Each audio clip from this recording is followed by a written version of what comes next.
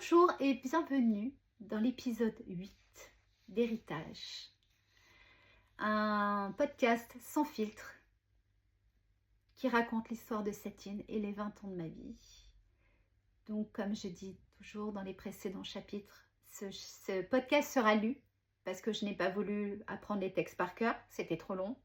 Et je ne voulais pas téléprompteur. Donc vraiment, je veux que tout soit authentique, même si c'est moi qui ai écrit les textes, que je les connais, pas par cœur. Mais je voulais quelque chose de fluide et de digeste pour votre écoute. Alors, bonne écoute. Quand je suis rentrée de Jaipur, je n'étais plus la même. J'avais quitté la France avec des croquis griffonnés, des économies serrées dans ma poche et cette boule au ventre de tout risquer sans garantie. J'y ai laissé mes dessins, mon argent. J'ai pris le pari de croire à une promesse. Et à mon retour, quelque chose s'était aligné. Je savais ce que je voulais. Ce n'était pas juste une idée vague, un bricolage qui mélange tout. Non, c'était clair. Je voulais créer une marque de bijoux précieux. Et surtout, je voulais que ces bijoux portent quelque chose de plus grand qu'eux. Des histoires, des symboles, des légendes. Précieux, ce mot peut sembler galvaudé, mais pour moi, il a un sens concret. Ça commence par la matière. Je ne voulais pas de bijoux éphémères. Je voulais de la tenue, de la solidité, de la noblesse. Alors j'ai choisi l'argent 925. Je voulais de la dorure qui résiste, pas celle qui s'efface au bout de 2 semaines. Alors j'ai choisi le vermeil, qui est de l'argent massif recouvert d'or 18 carats, en épaisseur de 5 microns. Un standard exigeant que seules les vraies maisons respectent. Et pour donner encore plus de brillance et de protection, j'ai opté pour l'argent rôtier. Parce que je voulais que mes bijoux traversent les années, qu'on puisse les transmettre, qu'ils deviennent des témoins de vie. Au début, j'ai commencé avec des pierres fines, des quartz, des améthystes, des topazes. J'apprenais, je testais, mais très vite mon regard s'est glissé sur les pierres précieuses. Le diamant, l'émeraude, le rubis, le saphir. Ces pierres qui ont traversé des siècles, qui ont fait rêver des reines, des voyageurs, qui portent en elles une mémoire universelle. Je voulais que Satine incarne ça, une élégance rare. Pas un bijou qu'on met et qu'on oublie, mais un bijou qui reste et qui accompagne et qui protège. Et puis il y a eu mes totems. Dès le départ, je savais que Satine ne pouvait pas être une marque comme les autres. Je n'avais pas envie de faire de jolis bijoux pour la vitrine. Je voulais des pièces habitées. Des pièces et des bijoux qui portent une histoire, une mémoire, une énergie. Le premier évidemment, c'est le dollar des sables. Cet oursin plat que je ramassais enfant en Côte d'Ivoire, puis en Guadeloupe. Pour beaucoup, ce n'est qu'une coquille blanche, fragile, qu'on trouve parfois sur le sable. Pour moi, c'est un talisman. C'est l'abondance, la chance, la mère qui offre un cadeau inattendu. Chaque fois que j'en trouvais, petite, j'avais l'impression d'avoir reçu un secret. C'était comme un trésor. En le transformant en bijou, j'ai voulu partager ce trésor-là. Et puis est venue la poupée à chantilly, symbole de fertilité venue du Ghana. Cette figurine offerte aux femmes qui espéraient avoir un enfant m'a bouleversée. Elle me rappelait mes années d'expatriation, ce mélange de culture, ce respect pour les traditions. Et quand j'ai créé la version bijou de la poupée à chantilly, j'ai reçu des messages de femmes. Certaines m'ont dit être tombées enceintes après l'avoir portée. Est-ce le bijou? Est-ce la croyance?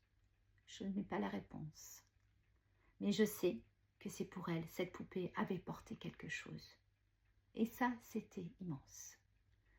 Puis le Tiki Kauna, inspiré des divinités polynésiennes, protectrices des navigateurs et des surfeurs. Un symbole de force, de courage, de connexion avec l'océan. Je me souviens d'une surfeuse qui m'a dit un jour « Je ne pars jamais à l'eau sans mon tiki. J'ai l'impression qu'il me protège des mauvaises vagues. » Et je l'ai cru. Parce que moi aussi, je crois à ces petites forces invisibles qu'on emporte avec soi. Et enfin, la croix éthiopienne, un bijou chargé d'histoire et de spiritualité. Il raconte une foi ancienne, un amour universel, une quête de lumière. Certains clients m'ont écrit en me disant qu'elle l'avait porté comme un signe de protection intérieure, d'amour retrouvé, de paix. Ce n'était pas une croix ostentatoire, mais une croix intime, une confidence. Ce que je voulais, ce n'est pas seulement créer des accessoires. Je voulais créer des confidences, des bijoux qu'on ne choisit pas par hasard, qu'on ne montre pas à tout le monde, mais qu'on porte près de soi comme un secret. Pour moi, le vrai luxe, ce n'est pas celui qui crie, ce n'est pas celui qui s'étale sur les panneaux publicitaires géants. Le vrai luxe, c'est ce qui reste discret, confidentiel. C'est une adresse qu'on se passe en chuchotant entre amis proches. C'est un bijou qu'on offre avec l'idée qu'il protégera, qu'il accompagnera. C'est exactement ce que je voulais pour Satine. Pas une marque de masse, mais une marque totem. Une marque confidentielle. Au fil du temps, certains clients m'ont raconté leur histoire. Elles sont devenues pour moi les plus belles preuves que j'étais sur la bonne voie. Une femme m'a écrit « J'ai porté ton dollar des sables et je viens de trouver un travail que j'attendais depuis des mois. Je crois qu'il m'a porté chance. » Une autre m'a dit « Grâce à ta poupée à chantilly, je suis tombée enceinte. Je garde ce bijou comme un talisman de gratitude. Ça faisait 3 ans que j'essayais d'avoir un enfant. » Et cette surfeuse qui se voyait plus aller à l'eau sans son tiki. Ces histoires m'ont touchée profondément. Elles m'ont confirmé que mes bijoux avaient une force, pas seulement esthétique. Une force invisible, mais bien réelle pour celles qui les portaient. Je l'ai toujours dit, je ne voulais pas de bijoux bling bling. Je ne voulais pas de clinquant. Je voulais du précieux. Oui, mais pas ostentatoire. Pour moi, le vrai luxe, c'est la discrétion. C'est ce qui reste rare, silencieux, intime. Un bijou qui raconte une histoire plutôt qu'un bijou qui en impose. Cette élégance silencieuse que je voulais pour Satine.